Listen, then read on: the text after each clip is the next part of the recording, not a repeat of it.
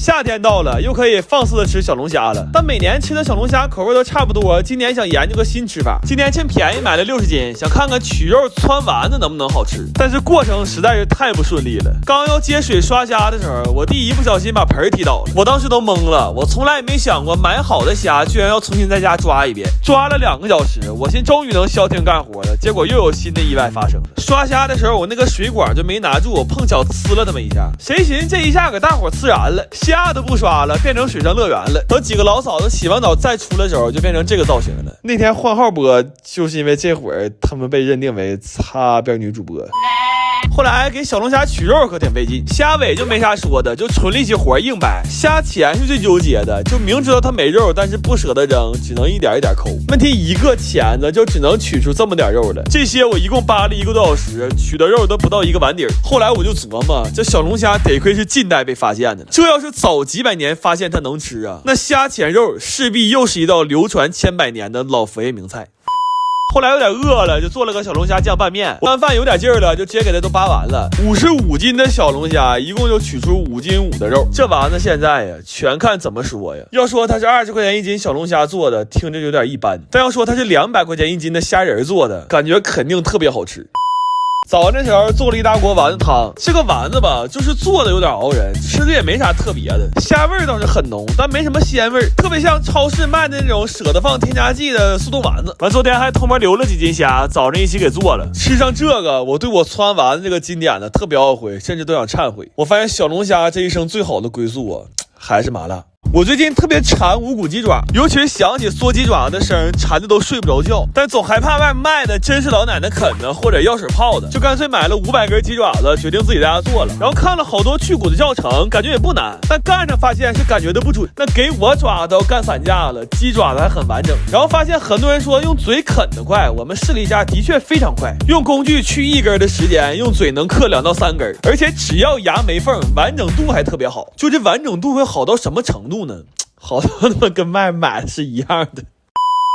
后来我发现用嘴啃的最大障碍不是牙口，是肠胃，因为啃一个鸡爪起码得下10几口，完就整的满嘴全是油。也就是说产量只取决于能咽下多少油。我本来还想再用工具试试，但这人一旦走了捷径啊，他根本就回不去了。这一下子直接大洗牌了。那天看直播的有印象吧，在工具时代的时候，我弟也是有人给擦汗的狗老师，但突然退化到原始时代了，我弟只能沦为给人擦嘴的狗老弟了。但用嘴啃吧，看不见就那么地了。问题这是明厨亮灶啊！后来就决定一人拿个盆，自己啃自己的，正好口味也自己调了。这一宿去骨去的都给我干麻了。完试完了，天都亮了，但还有小半锅鸡爪子，实在整不动了，就决定给它卤了。就在这一刻，我突然觉得人类的悲欢有那么一点相同了。这个世界上，只要有人凌晨4点起床出门炸大果，就一定有人凌晨4点没睡在家炸鸡爪子。鸡爪卤完了，正好早上9点半，在楼下早餐铺买到了最后一屉包子。然后我不知道啥毛病，吃红豆粥都觉得嘴里苦，就进屋打了几根冰激凌，正好寻凉快凉快。等我出来的时候，眼泪都掉下来了。说好了隔人啃隔人的，这一宿看的恨不得上厕所都抱着。完我弟困得迷得糊的，打包全给打串了，我当场心梗了。我最近特别馋无骨鸡爪，但是外面卖的好多都是汤多肉少，感觉买着也不太合适，就决定自己在家做点。不过没想到做这点鸡爪子差点没给我们的命搭理。刚开始我图省事儿，就买了好多脱好骨的冻鸡爪，但是这鸡爪焯完之后又腥又稠，实在没什么食欲，就被我放弃了。后来我发现居然有专门卖脱骨机器的，我又花了5000元的请了个爹回来，但是没想到这爹也不灵啊！一个鸡爪子5根骨头，他就能去3根，完了还去不净。问题这还不是最致命的。要命的是我盲目的相信了它的效果，提前订了350斤鸡爪子，所以我们现在的处境很尴尬，就是机器用不了，鸡爪还退不了，我感觉我们可能是要完了。